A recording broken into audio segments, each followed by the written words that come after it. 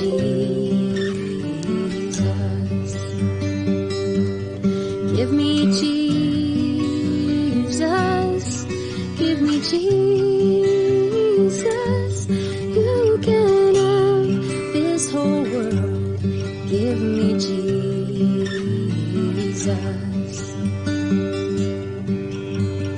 When I am alone, oh, when I am alone, when I am alone, give me Jesus. Give me Jesus. Give me Jesus. You can have this whole world. Give me Jesus.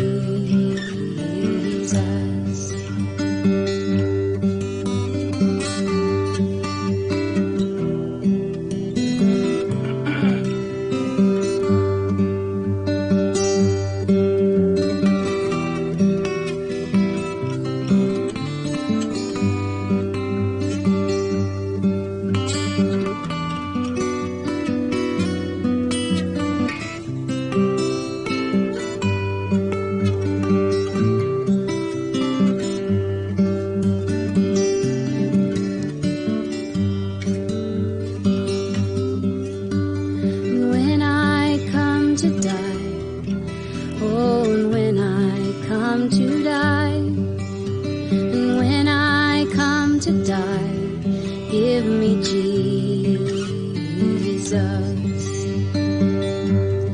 Give me Jesus.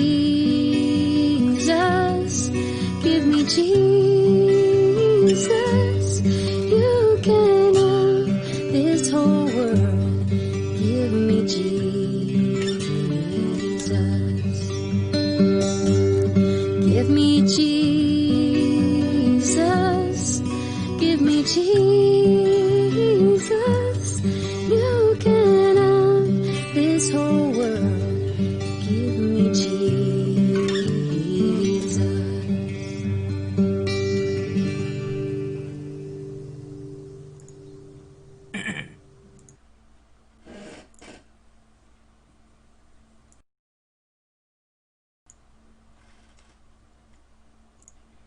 Good morning everyone, ito po ang inyong lingkod, si Pastor Roel Camia po mula po dito sa Winnipeg, Manitoba, Canada para po sa ating pag-aaral ng salita ng Diyos ngayong umaga. Welcome po sa Tinig ng Pag-asa. Ang talata po na ating pagbubulayan ngayong umaga ay matatagpuan po natin sa aklat po ng Kawikaan in the book of Proverbs chapter 3 verse 33. Madali pong tandaan kasi tatlong 3. Proverbs 3:33. Ang sabi po, the curse of the Lord is on the house of the wicked, but He blesses the dwelling of the righteous. Meron pa hong isa sa Proverbs 24, beginning verse 3 hanggang 4. Ganito naman ang ating mababasa. By wisdom a house is built, and by understanding it is established. And by knowledge the rooms are filled with all precious and pleasant riches. So napakaganda po ng mga talatang ito, and it pertains to a Christian home, the dwelling of the righteous. By wisdom a house is built, and by understanding it is established. Mga kapatid, ang pagtatahanan o ang pagkakaroon ng isang pamilya ay isang biyaya. Hindi po ito na itayo ng dahil lamang sa aksidente. Ito po ay isang pamilyang itinayo at pinangungunahan dapat ng Diyos. Kaya po ang tawag po sa ating mga pamilya dapat ay Christ-centered family or Christ-centered home. So ang pamagat po ng ating pag-aaral ngayong umaga ay tahanang makadiyos. What is a Christian home? What is a Christ-centered home? Well, one thing certain, it is not a home that is governed by a restrictive rules or by a religious rule. Instead, a home should be a place where family members live their lives under the bright shadows of the presence of the Son of God. Ang marami pong mga pamilya na pinamumuhayan o pinamamahayan ng takot, pinamamahayan ng pagkaalipin at kawalang kalayaan. Dahil po ito ay pinamamahalaan o governed by a dead, restrictive religious rules. Ang minsan nagtanong sa akin, kumusta po ang inyong tahanan, pastor?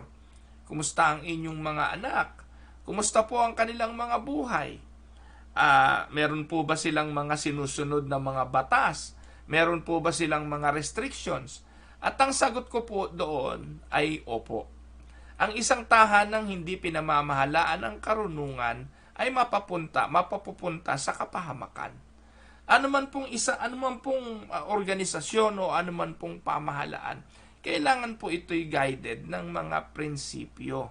Ang tanong, anong prinsipyo po ang pinaghahari natin sa ating mga tahanan? Ang amin pong pamilya ay meron pong mga rules, may mga regulations, may mga batas kaming sinusunod na dapat i-implement sa lahat ng miyembro ng pamilya. Hindi po pwedeng mag-set ng batas ang mga magulang na sila ay pwedeng lumabag at yung kanilang mga anak ay hindi. So, ang pamilya dapat may kalayaan to relate to one another in the awareness that Jesus Himself is an intimately concerned participant in everything that they do. Mahalaga po mga kapatid yung katagang Christ-centered home, na kung saan ang mga prinsipyo, mga pamumuhay ng Panginoong Hesukristo ay kinukonsulta sa anumang pagpapasya ng tahanan. It should be a household of which it can truly be said, Christ is the head of the house. He will be the unseen guest at every meal, the silent listener to every conversation. Maaaring sabihin ninyo, napaka-old-fashioned naman ng old-fashioned naman ng pamilyang yan. Pero mga kapatid, sabihin na ninyong old-fashioned or kung anong gusto ninyong sabihin, pero ang mga pamilyang nagtatagumpay sa panahong ito, in terms of all aspect of what we call family, ay yung pamilyang pinangungunahan talaga ng Panginoong Hesukristo. Naaalala ko po pag tinatanong yung mga mag-boyfriend, mag-girlfriend ngayon ano ba sa tingin ninyo ang sikreto ng pagtatagumpay ng inyong relationship? Sasabihin nila, because Jesus is the center of our relationship. So, yun po yung cliche Yun lagi nating naririnig. Make God the center of your relationship. Now, how does this Christ-centeredness play itself out in the practical details of everyday life? Opo, madali lang sabihin yun Pero, paano na po ito papasok sa mga detalye ng ating pang-araw-araw na buhay? Si Kristo ba talaga ang sentro sa lahat ng ating mga pagpapasya? Siya ba talaga ang sentro sa paraan natin ng pagdisiplina sa ating mga anak? Si Kristo po ba ang sentro sa pagpapasya natin sa mga bagay na ating binibili, sa ating mga dinidesisyonan, sa mga bagay na ating pinapanood, sa mga bagay na ating ginagawa araw-araw? Be honest. To a certain extent, it expresses itself differently from situation to situation. Alam niyo po, every Christian family, like every Christian individual, is a poem. Alam niyo po ba yung Greek word na poema? O poime, o poema. Ang ibig po sabihin nun, workmanship sa Greek. The Greek word poema, ang ibig sabihin nun ay workmanship. Ibig sabihin, ito po yung trabaho o gawain written by God. It is a poem written by God. In Ephesians chapter 2 verse 10, sabi po, every poem is unique. Or else, kapag pareho lang, ibig sabihin nito ay copyrighted ito. Katulad ng kanta. Di po ba? Ang bawat kanta ay magkakaiba. Hindi mo po pwedeng gumawa ka ng kantang parehas dahil hindi mo na matatawag na original song yon kung ito'y kaparehas din ng iba. Kaya hindi po ba sakit? Dinami-dami ng kanta. Sa dinami-dami ng mga naririnig nating awitin, wala pong magkakapareha dyan. Kung meron mang pagkakaparehas, marahil kaparehas yung melody ng bahagya, No, rule naman yun eh. Rule naman yun sa paggawa daw ho ng kanta. Pwede mong kopyahin yung ilang bahagi ng melody, pero hindi pwedeng parehas na parehas dahil lalabas yun na copyrighted. Alam nyo, sa YouTube nga, hindi ka pwedeng gumamit ng kanta na hindi mo pinagpaalam eh. So ano pong ibig ko sabihin dito? Yung pong mga tahanan, yung individual tahanan, is a poem by God. It is a workmanship by God. Unique to sa bawat individual. Kaya walang parehas na tahanan.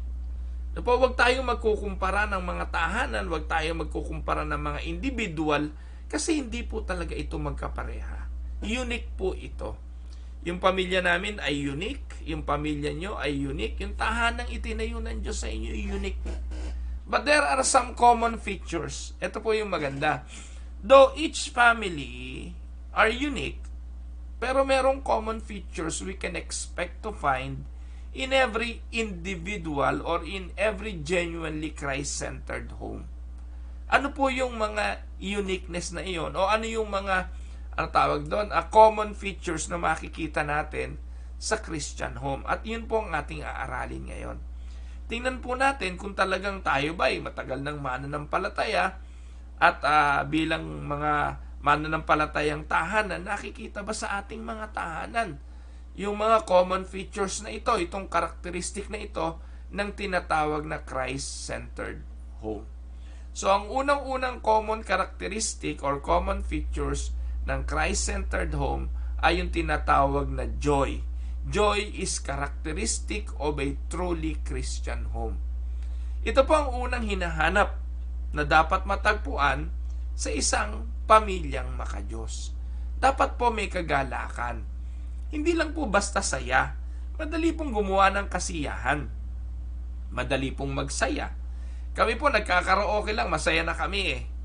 Kami po yung nagtutuksuhan lang ng mga bata, tinutukso namin yung aming mga anak. Masaya na kami nun eh. Pero hindi po lang basta kasiyahan. Ang binabanggit ko po ay kagalakan. Sa inyo po bang mga tahanan ay merong kagalakan? Having said this, it is important to understand that joy and happiness are not necessarily the same thing.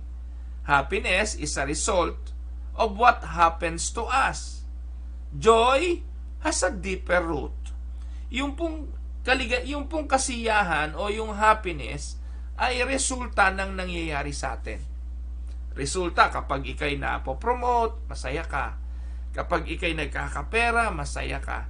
Kapag ang mga bata ay nagtatagumpay sa pag-aaral, masaya ka. Kapag meron kayong mas masaganang pagkain, masaya. So ito po yung happiness. But every home, every marriage, and every family will experience trials and hardship and of various kinds. But there is no circumstances that can rob us of our joy. Ang tunay na pamilyang makadiyos, pag dumating sa problema ng buhay, pag dumating sa mga trials at mga kabigatan, pagpanaw ng mahal sa buhay, yung pagkawala ng mga bagay na material, yun pong pagkakaroon ng karamdaman, ito po ay mga pagsubok sa tahanan. At maaaring ito'y magtanggal ng kasiyahan. Alam niyo po, sino ba naman ang masisiyahan at matutuwa o magiging happy kapag ang isang miyembro ng pamilya ay nagkasakit o kaya na-aksidente ang isang miyembro ng pamilya?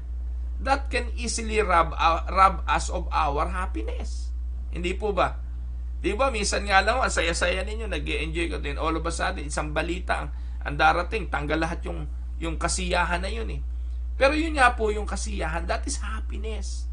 Pero yung pamilya na makadiyos, meron po silang mas malalim doon. At ito po yung joy. Yung joy, yung po yung kagalakan na sa kabila ng nangyaring hindi mabuti sa ating paningin, you have the sense of peace within your heart. Po, there are no circumstances that can rob us of our joy if we know that the key to our present welfare and future destiny lies in Christ alone and not on the circumstances. Amen po ba doon mga kapatid? At ito po yung maobserbahan ninyo, tingnan ninyo.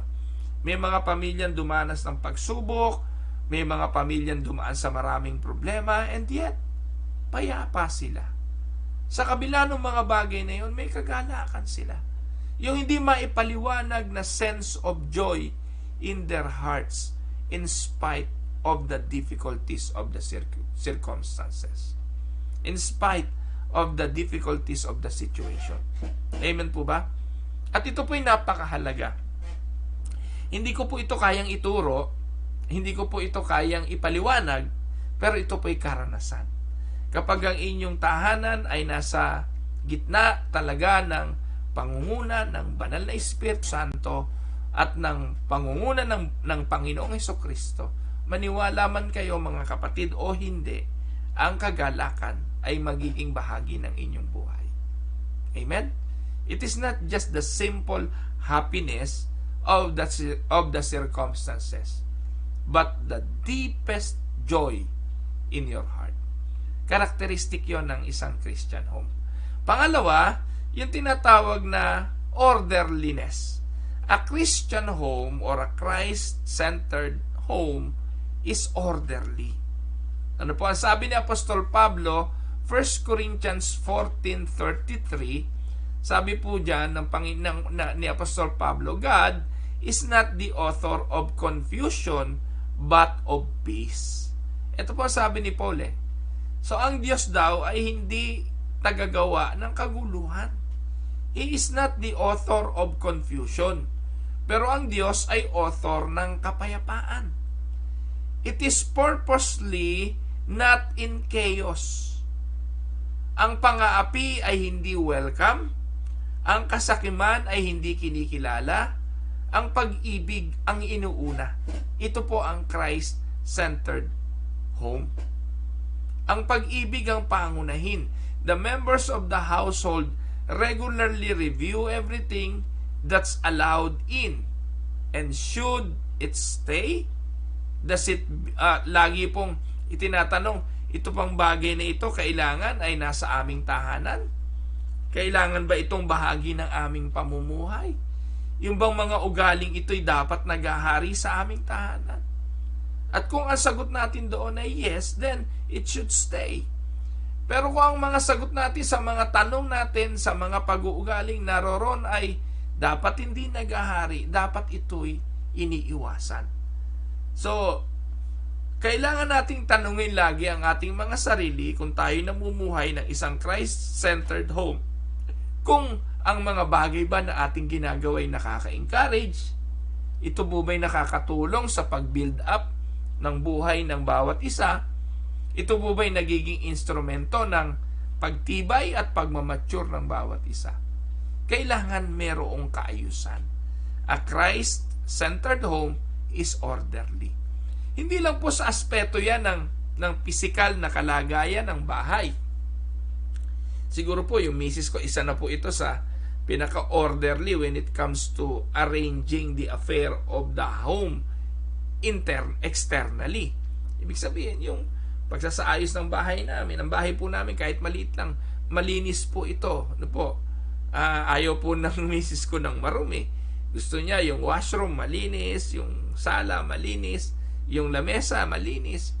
At ako po naman, mga kapatid, hindi po ako nagpapahintulot. Ayaw ko po talaga na matutulog ng may laman ang lababo. Ano po? Yun po yung bilin ko sa mga anak ko, kahit puro lalaki ito eh. Kung sino naka-assign na siyang maglilinis nung araw na yon, bago kayo matulog, linisin yung lababo.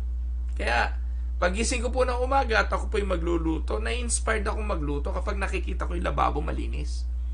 Pero minsan po mga kapatid, pag gumising ka na yung lababo, santambak yung hugasin, wala sa ayos, di po ba minsan nakakainit ng ulo? Nakakawala ng inspirasyon. Pero what I am talking about is just things external. Paano na yung mga panloob? Nasa ayos ba? Yung bang mga puso ay nasa ayos ba? Yung bang mga anak ay nasa kaayusan o nasa pagre-rebelde? Yung bang mga anak ay nasa pagkagalit sa isa't isa, pag-aaway, kaguluhan, pagtatampuhan? Ito po yung binabangkit ko na dapat ay nasa ayos din. may paggagalangan. Dito po sa aming bahay ay uso pa rin ang mga pagmamano. Uso pa rin ang paghalik sa pisngi. No, bagamat ngayon napapansin ko pong humahalik na lang sa akin ay yung bunso. No, yung bunso po ay 16 years old na. No, alam ko po mga kapatid na minsan nahihiya na siya eh. Minsan nga po pag ihahatid ko sa school, titingin muna sa mga paligid bago humalik eh. No po? Dahil tingin ko nahihiya na siya dahil sino ba naman ang binata na halik pa sa tatay. Kaya sabi ko sa kanya, anak, wag ka nang humalik. Okay na yung mag-bless na lang. Pero dahil nakasanayan, siguro nakukulsensya rin siya bago umalis. Tatanggalin yung face mask bago bumaba. Tanggalin niya yung face mask. Kahalik muna sa akin yun. Minsan naiiritan na rin ako kasi may bigote na rin po eh. Pero ang point ko po dito mga kapatid, kasama yon sa pagiging maayos ng tahanan. Ang mga kuya niya, ang tawag ay kuya. At kuya ng may paggalang at may pagrespeto. Natutuwa nga ako, ang iniidolo ng aking bunso, yung kanyang mga kuya. Iniidolo sa maraming mga bagay.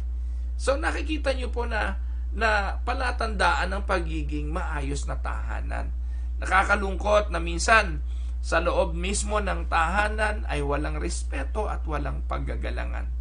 Dumarating at umaalis nang hindi man lang nagkukumustahan. Na parang mga border na nagbabayad ng kanilang mga upa, walang pakialam sa kanilang mga landladies. Hindi po ganon. Alam niyo po, may mga pagkakataon na pati nga po, nauuso ngayon yung mga skip the dishes o yung mga pag-order online. Ito po ang sinasabi ko sa kanila. Kung kayo'y o-order at kayo lang ang kakain, pwede ba iwasan nyo to?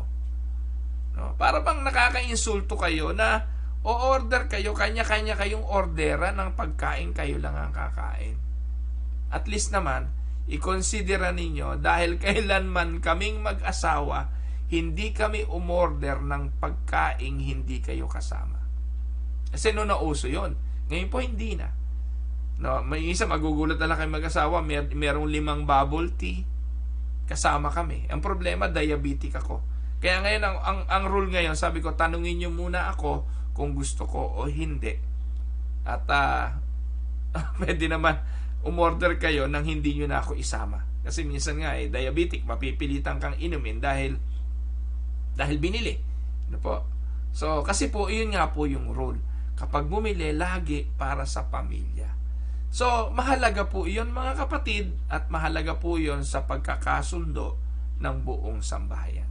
Pangatlong bagay, a Christ-centered home should be marked by grace. Ano po itong katagang ito? Yung biyaya. Ang biyaya, mga kapatid, ay gamot sa kamalian.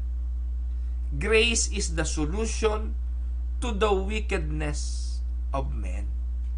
Alam niyo po ba na lahat tayo ay makasalanan, papunta lahat tayo sa impyerno, pero dahil sa biyaya ng Panginoong Diyos na kanyang ibinigay sa atin sa pamamagitan ng Panginoong Hesukristo, tayo ay napatawad. So kung ang kapatawaran ay karakteristik ng Diyos, ang isang makadiyos na tahanan ay dapat lugar din ng kapatawaran. Dapat lugar ito ng biyaya. A home should be a safe place to mess up. Ano po ibig sabihin nun? Dapat po ay lugar ito ng pagkakamali. Hindi ko po sinasabing paano ko ba ipapaliwanag ito? Hindi ko po sinasabing magkamali tayo. Hindi ko po sinasabing gumawa tayo ng kamalian. Hindi ko po sinasabing magkasala tayo. Pero ang realidad, walang perpekto. Reality is magkakamali tayo. Reality is magkakasala ang ating mga anak. Ang tanong, kapag nagkasala at nagkamali na ba, ay hindi na natin sila anak? No.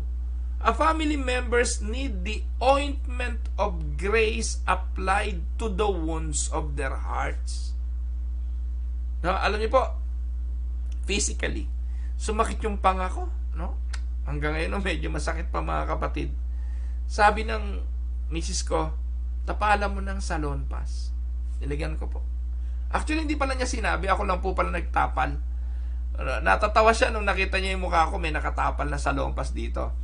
Gabi ko po ginawa yun, sabi niya sa akin pagising ko, o baka bukas ng umaga, sa tinig ng pag-asa, hindi mo matanggal yan sa lompas. So kaya po, tinanggal ko muna bago ako humarap sa inyo. Pero ang point ko po doon, kapag may masakit, no, yung pamilya gumagawa ng paraan. No? Isang araw, yung misis ko po, nagbasa po siya ng bimpo sa mainit na tubig at inyabot niya po sa akin. Sabi niya, tapal mo. So tinapal ko po dito. Alam niyo po, nakaginahawa ng bagya. Yung misis ko po, simula po nang siya ay natapos sa mga therapy niya, sa cancer treatment, hirap po siya matulog. Hirap po siya matulog. Alam niyo po kung ano nakapagpapatulog sa kanya? Well, ngayon, umiinom siya ng melatonin, yung mga, meron po kaming oil na pinapausok, yung diffuser na oil para pampatulog.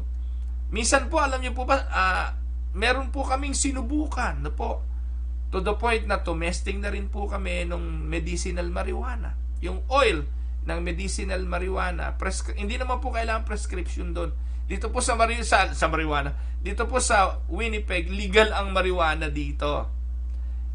Legal po rito pagbili ng marijuana, pero hindi ko po sinasabi na gawin nyo po ito. Pero we even tried that. Bumili po kami nung oil, kinukutsara po yun, inumin ninyo para po kayo makatulog for a good night's sleep. Wala din po. Hindi po nakatulong ang mga bagay na ito kay Dang para makatulog siya. Alam niyo po na discovery namin, alam niyo po na kapag papatulog sa kanya, yung haplos, yung himas. Alam niyo po, wala pang 15 minutes kapag minasahe ko na po yung si Dang, paghiga niya, at minasage ko po siya, himas, hindi po massage, himas lang. Maybe that can calm her. No, alam niyo po yung dumaan sa mga cancer treatment, ang daming iniisip niyan, ang daming alalahanin niyan kung ano-ano. Pwede bang mag-recur pa yung cancer, yung mga ganon, can cause anxiety. Pero knowing that somebody is there to help you, to caress you, to support you, siguro yun yung nakapagbibigay ng kapayapaan. Yun po yung mahiwagang haplos. Effective po ito sa ating mga anak, sa ating asawa, at ito po yung pagpapatunay na I am here for you. Anak, kahit nagkamali ka, nandito ang tatay. Anak, kahit na anong pinagdadaanan mo, nandito ang tatay. Ano po? May mga pinagdadaanan po ang bawat isa. Po isang araw, yung anak kong si Ruben, sabi ko, anak, bakit ganyan ka? You look unhappy. Sabi niya, I don't feel like motivated for today. So I don't know the reason. At pinipilit ko siyang tanungin, bakit? Anong dahilan? Alam niya, minsan nawawala yung motivation ng tao eh. Knowing na si Ruben yung isa sa napakalaki pakinabang ko sa kanya pagdating po sa mga pag-edit ng video at kung ano-ano pa. Pero nawala siya ng motivation. Pero lumapit lang po ako sa kanya at sinabi ko sa kanya, anak, ano man yung mga pinagdadaanan na yan, nandito lang kami. We're here for you. I texted his kuya, Yen, can you please go to Ruben's room and talk to him? Tell him what is the problem. So immediately yung kuya niya, okay, sa taas wala tayo, ano lang yun. Medyo siguro season lang o yung klima lang. Alam niyo po din sa Canada, ganun eh. No? Lalo hindi nakakalabas. Yung panahon ng winter na ganito, bawal lumabas. Ang mga anak ko po ay mahigit na pong 6 na buwan na nakakulong talaga sa loob ng bahay at hindi po pinapayagang lumabas. So because of that, probably may mga ganong pinagdadaanan. Pero napakahalaga na ang tahanan ay pinaghaharian ng biyaya ng Diyos at biyaya sa isa't isa. They need to remember that love, not perfection, is the goal. Kagabi o kahapon, yung panganay ko nag-send ng grades niya sa kanyang pag-aaral. Tataas ng grade nung panganay ko. Niloloko namin lagi. No? Niloloko namin lagi. Sabi namin, ako, copy-paste lang naman yata yan. Hindi naman yata galing sa school yung anong yan. Baka naman ginawa mo lang yung, ano tawag doon, yung mga grades na yan. So, kahapon sabi niya, this time hindi ito copy-paste, directly coming from the school to. Natuwa kami, no? Maya-maya, itong si Rev nag-send na rin ng kanya. Sabi niya, oh, this is what I got. At natutuwa po ako, mga A+, B, no? Matataas po yung kanilang mga marka. At ito po yung gusto ko pong sabihin sa kanila na mga anak, natutuwa ako na magagaling kayo. Pero sa kabila, kung kayo makakakuha ng C o D, anak pa rin namin kayo. No? Family, the members of the family need to remember that not perfection is the goal. There's enough hostility, there's enough judgment, there's enough sarcasm, there's enough biting humor and antagonism out in the world. Yung pong bahay, yung pong pamilya should be a retreat house where the hurting can find comfort and rest and healing. Sobra na po ang dami ng mga kaguluhan sa mundo, sa labas ng bahay. Nandun po ang pambubuli, nandun po ang backbiting, nandun po ang sarcasm, nandun po ang pagiging judgmental, nandun ang hostility. Sana po sa loob ng bahay hindi na nila nararanasan ito. Tayo man, kayo na pumupunta sa workplace. Minsan napagdidiskitahan kayo ng mga superiors nyo. Minsan meron kang hindi kasundong katrabaho. Minsan nakakapagod yung routine na ginagawa mo araw-araw.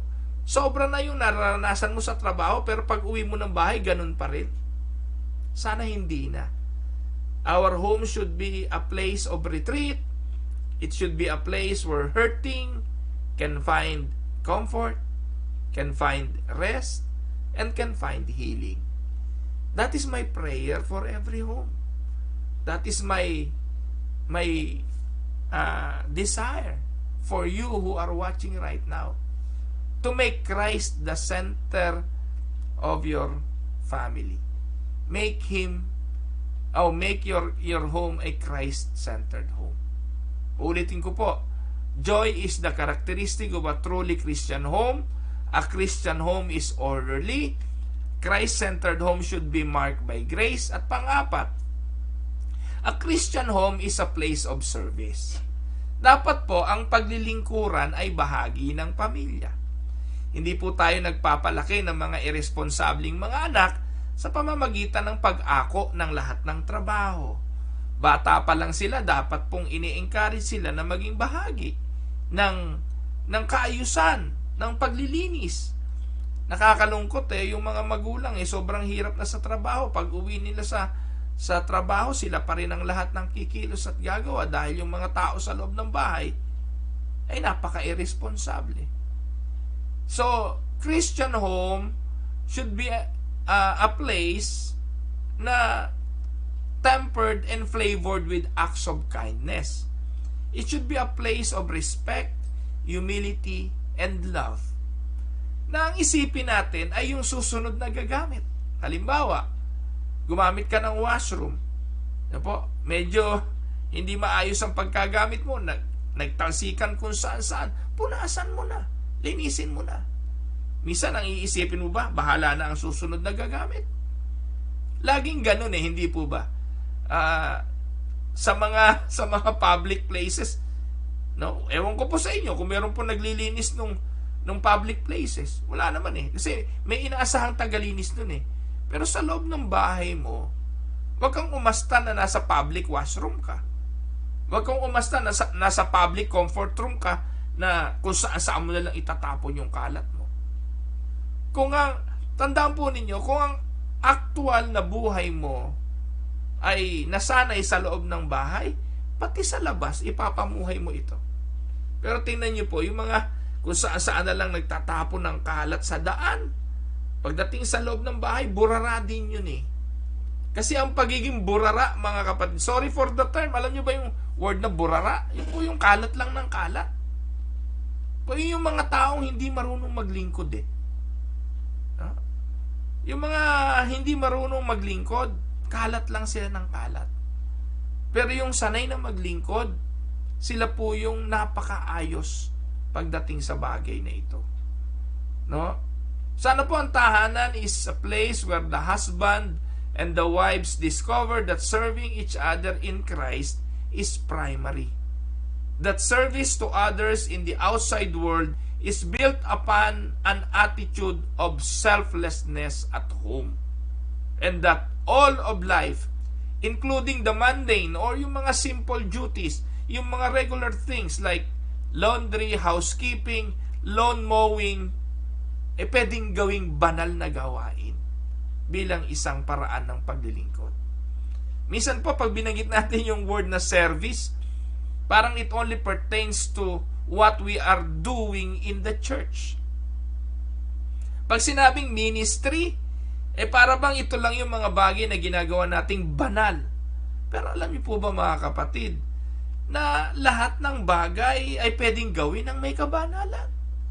Kahit paghuhugas ng plato, kahit ang paglalaba, kapag tinanggap po natin at kinilala natin ito bilang ating service, gagawin po natin ito ng masaya at walang pagrereklamo.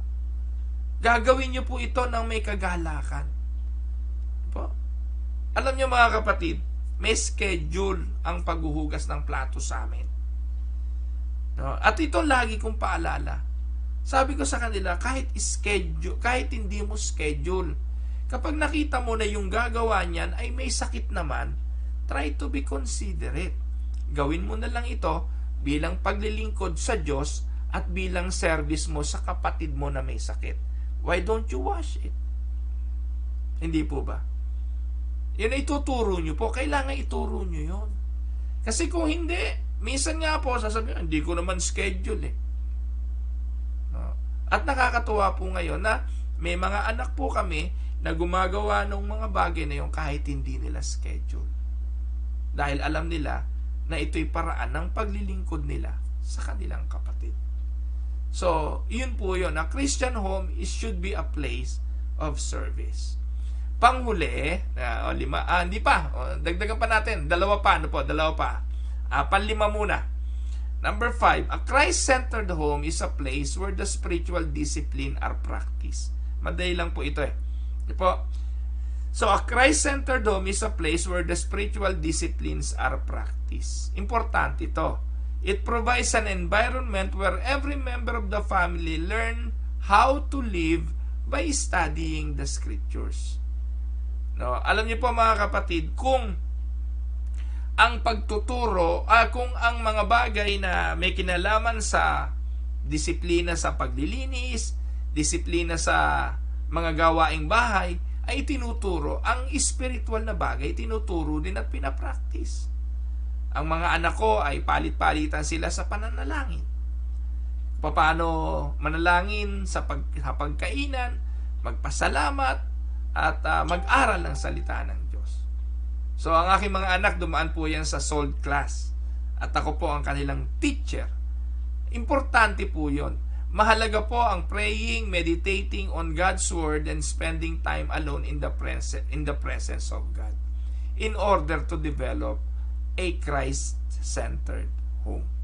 So, a Christ-centered home is a place where the spiritual disciplines are practiced. At ito na nga po yung panghuli, pang-anim, a Christian home is based on God's purposes for every member of the household. It's a place where the family goals are founded upon His values and where the corporate vision of the future is consistent with His plan. A Christian home is based on God's purpose. Kaya, maging ang mga plano, mga palatuntunan, mga ginagawa at mga gustong mangyari ng pamilyang makadiyos ay dapat kinokonsidera ang Diyos.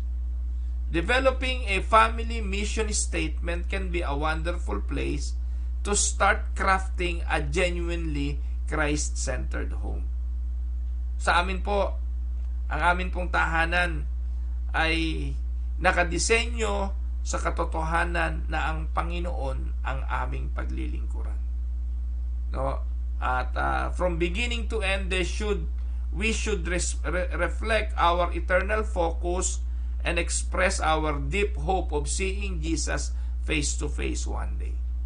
Si Jesus, ang Pangulo ng aming tahanan, ang bisitang hindi nakikita, at ang Diyos na sa lahat ng pagkakataon ay aming kinukonsulta. A Christian home is based on God's purposes for every member of the household. Ayan po mga kapatid, ang ilang mga karakteristik ng isang makadiyos na tahanan. And my prayer is, simulan nating buuin ang ating mga tahanan at gawin po natin itong isang makadiyos na tahanan. So magandang araw po sa inyo mga minamahal na mga kapatid. Tayo po saglit na tumungo. Tayo po ay manalangin. Ama naming makapangyarihan sa lahat, nagpapasalamat po ako sa iyo ngayon sa 103 nakikinig sa tinig ng pag-asa. Iba't ibang mga lugar, iba't ibang mga tahanan, iba't ibang kalagayan naroroon ang bawat isa. Pero alam ko po, Panginoon, na meron kang espesyal na pakikipagtagpo sa bawat isa sa kanila, meron kang espesyal na layunin sa kanilang mga buhay at kailanman hindi mo sila pababayaan. Pwede po ba na sa oras na ito katagpuin mo yung kanilang mga panalangin, ano man ang mga bagay na hinihiling nila sa iyo, Panginoon, sa iyong mapagpalang kamay ay ipagkaloob mo po ito. Tanggalin mo yung mga hindi pagkakaunawaan sa mga pamilya. Alisin mo yung mga nagiging daan ng mga kaguluhan, yung mga pag-aaway sa mga material na bagay, lalo na po sa salapi. Katagpuin mo po ang hiling nila, Panginoon, sa pagkakasundo, sa pag-ibig at pagmamahala ng mag-asawa, sa pag-uunawaan ng mga magkakapatid, at tugunin ang pangangailangan ng mga bagay na material. Maraming pong salamat. I am also praying, Lord, sa mga kapatid na may karamdaman. Kilala mo naman po silang lahat. Alam mo po ang kanilang mga pinagdadaanan. I am also praying for those who are elderly, yung mga kapatid naming may mga edad na, yung mga mahihina na, Panginoon. At nawa po ay maranasan nila ang patuloy na pagpapalakas at inspirasyon upang sila yung magpatuloy sa buhay ng may kalakasan at pagtatagumpay. Dinadalahin ko po ang aking mga kapatid, Panginoon. Maraming pong salamat. Binabalik po namin sa iyo ang lahat ng papuri sa pangalan po ng Panginoong Hesus. Ito po ang aming dalangin. Amen. Magandang araw po mga kapatid. Good morning, Pastor MJ Velasquez. Ganon din po kay Ate LVTU, kay Ate Telly Hernandez. Magandang araw po sa inyo. Kay Ate Marie Cruz, kay Ate Mirna Narciso, kay Ate Ading at Kuya Dante Henido, kay Ate Miriam, ay kay Ai Sinfuente at Vincula. Magandang araw, Ai Eric. Ganon din po kay kapatid na Lomi de Guzman Ortilla. Magandang araw. Kay Ate Felisa Reyes, kay Ate Mirna Narciso, kay Pastor Edu Samaniego, at ganoon din po kay Yanyan. Pagpalain kayo ng Panginoon. Kapatid na Meryl Cornejo, pagpalain ka ng Panginoon. At pati na ang iyong hanap ang negosyo, pagpalain ka nawa ng Panginoon. Kapatid na Daisy Antonio, ganoon din kay Pastor Jimmy, pagpalain kayo ng Panginoon. Kapatid na Rolly Causaren,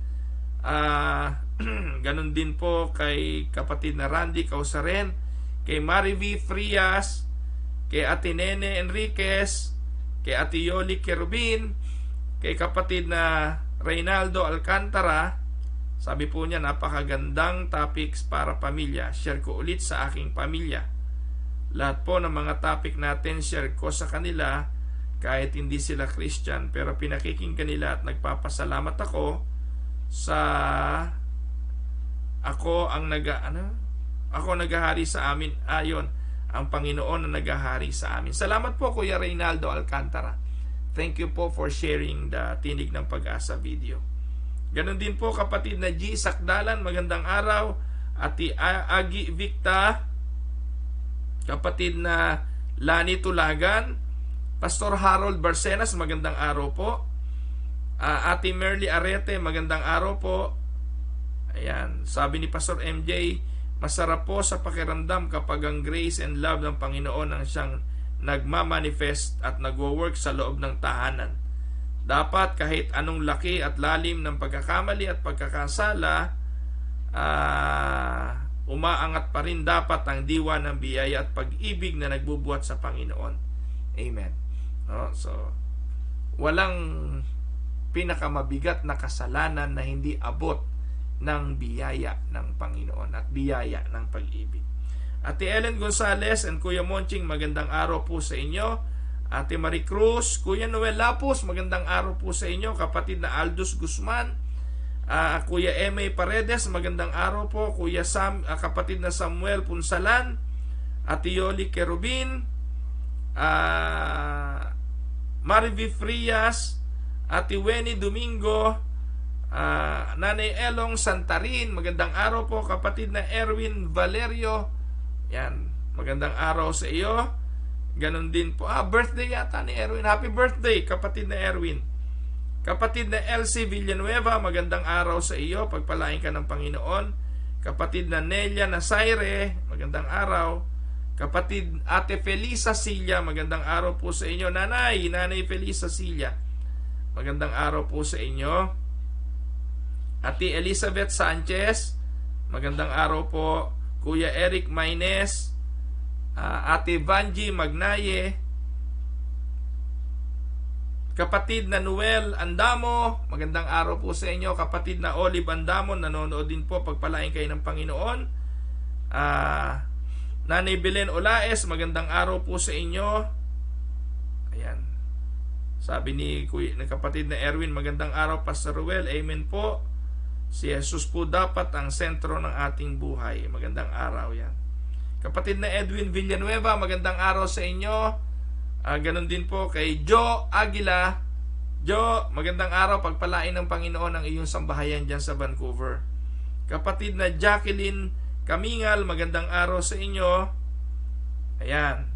Sabi ni Pastor Edu, the family that listens together to tinig ng pag-asa stays together. O yan, bago, no?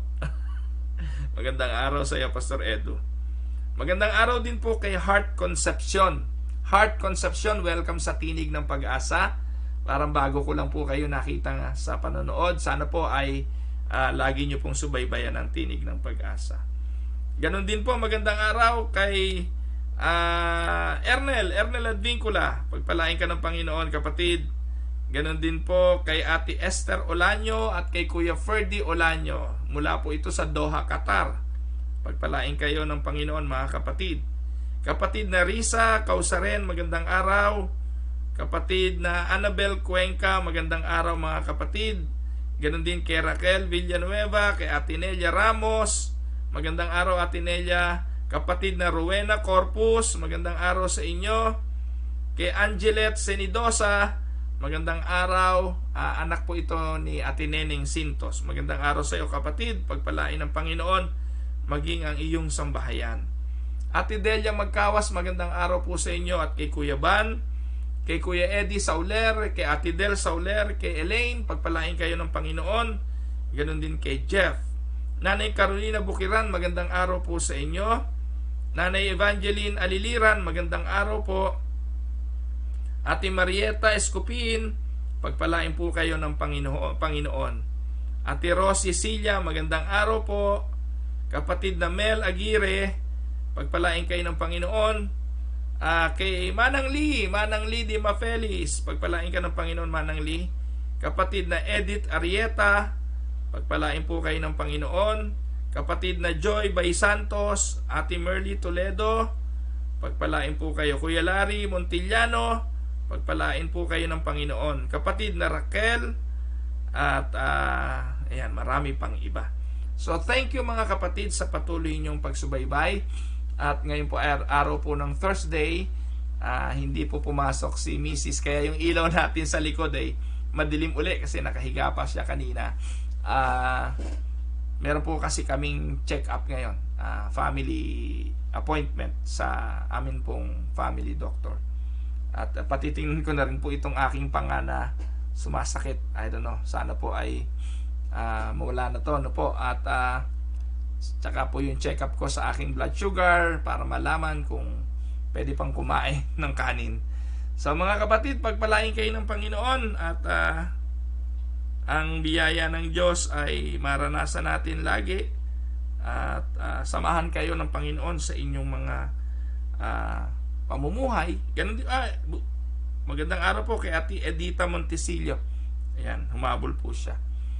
So bukas po muli, Friday, ay magsama-sama tayo sa ganito rin pong oras, sa ganito ring channel. So ito po again ang inyong lingkod. Gusto ko lang po magpasalamat sa mga kapatiran na patuloy na nagiging instrumento sa pagpapatuloy ng Tinig ng Pag-asa, sa inyong patuloy na pagsuporta sa Winnipeg Unida Christian Church Council, sa mga kapatiran, sa inyong pagmamahal. Again, maraming salamat. Ito po ang inyong lingkod, si Pastor Ruel, para sa Tinig ng Pag-asa. God bless everyone.